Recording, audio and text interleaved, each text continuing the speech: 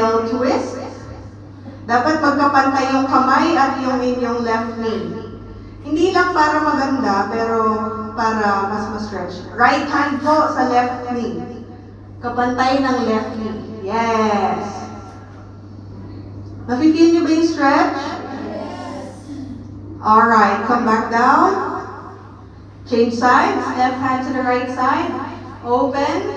And stretch. Come back down. And release. So, meron lang akong pointer, no? Kasi sa tabletop position, kumbaga straight yung likod natin, di ba? So, when you come into the twist, huwag niyong lalapitan o huwag niyong lalayuan. Kung paano kayo dito, just replace the hand. So, pantay pa rin yung likod niyo and twist. Alright? Now, we can practice this again, but I'll give you yung next level nito. You can try. Kung feeling nyo too much, balik kayo dito. Okay? Now, start from tabletop position. This time, right elbow to the floor. Yung elbow, kapantay ng knee. Again, huwag malapit. Dapat straight yung likod. Now, if this is fine, you can try. Left arm up.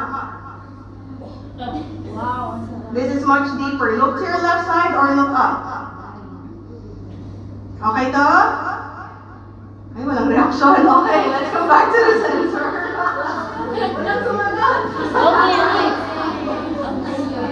Now let's try. Left elbow in line with your right knee. And then right arm up. Twist.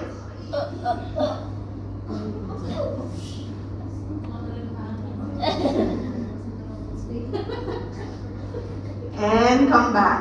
Alright. Huwag nating walain yung tabletop position na to. Kasi pag nag-slide back na kayo, ibang pose na yon. Or kapag sobrang forward yun na, ibang pose na yon. Okay? Mawawala yung essence ng twist. So that's why lagi kong sinasabi, pantay pa rin to. Hindi kayo masyadong nagsusqueeze or sobrang layo. Shall we do that one more time? Alright. Right elbow in line with your left knee. Left arm up. Good. Press with your elbow para mabigyan kayo ng stretch at ng length. Good. Very nice. Hold it there. Look to your left side for 5, 4, 3, 2, 1. Come back down. Alright. Again, meron akong nakikita sa likod. Nakaganto na.